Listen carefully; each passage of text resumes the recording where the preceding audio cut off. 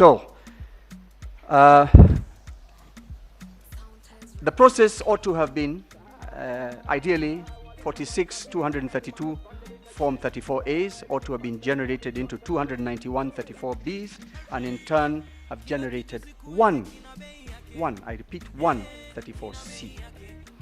However, you will find, your ladyships and my lords, that an analysis of the logs show several regeneration of 34Cs, which in turn lead to what I have just described. But at all times, you see a downloading of 34As in the CSV format, which is the editable format. Page 20, 21 and 22 show that as of 21st of August 2022, the hours are 15:48:33 seconds. A Form 34C had already been generated. I repeat that.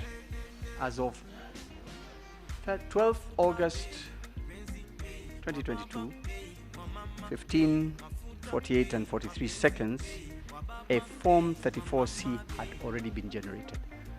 The results were hardly in, according to IBC. What was the business of anyone within that system generating a 34C? We were 2 days away from the final announcement. Page 23 also shows that similar transactions as the one on 12th August 2022 was done on the 14th of August 2022 at 3:57 and 1 second. Page 23 shows that Form 34C was received in a PDF format at 3:57:01. Thereafter, instructions issued to the system to receive data to create 34C, and thereafter an action of starting document Form C generation is commenced and finally was successful. Page 25 shows the above action was repeated on the same day at 4:1:33, and it goes on and on. I don't wish to take up too much time. It is all clear. Page 65 shows on the 14th of August 2022 at 15:34:12 there is an ambiguous and intentional modification overriding the whole process to finally generate Form C document. Data from Form 34B is then entered only once into the Form C, when there should be several entries to the Form C on different dates. Page 15 shows that there's a presence of illicit data in the presidential tallying system.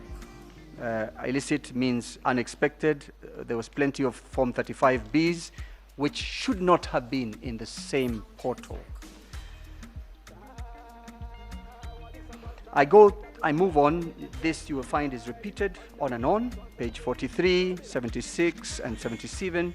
We see IBC personnel who were not gazetted for the purposes of the restricted and accountable access to the system were granted access to the system. In particular, the personal assistant of the chairman of the third respondent, Mr. Dickson Kwanusu, is granted access. As a rejoinder, we have seen a belated authority to have such access, which is well after the election. But he is not gazetted, so he is invisible. This court, if we hadn't brought the logs, it would never have been known that Mr. Dickson Kwanusu had wide powers in this system. So, whilst in this dispute, we may not see the fingerprints of the third respondent in the ICT system, we see his palm, his much larger presence through the actions of his PA. Indeed, you will find, when you study the system, that Dickson Kwanusu performed a purported verification process of 34As 1,743 times.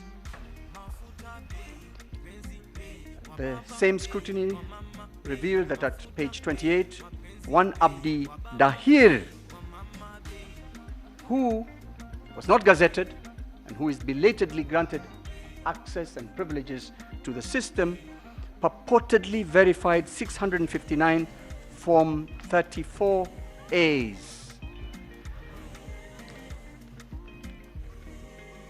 Yeah.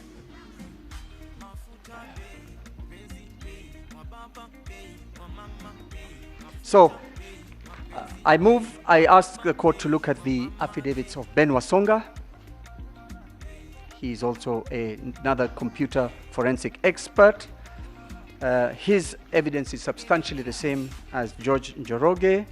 I will ask the court to note that the tender documents did provide that whoever was to provide the system was to be able to provide a KIMS kit that would provide compressed color photograph images using a compression technique that is in compliance with JPEG. However, the court will find that all finally displayed Form 34As were in black and white.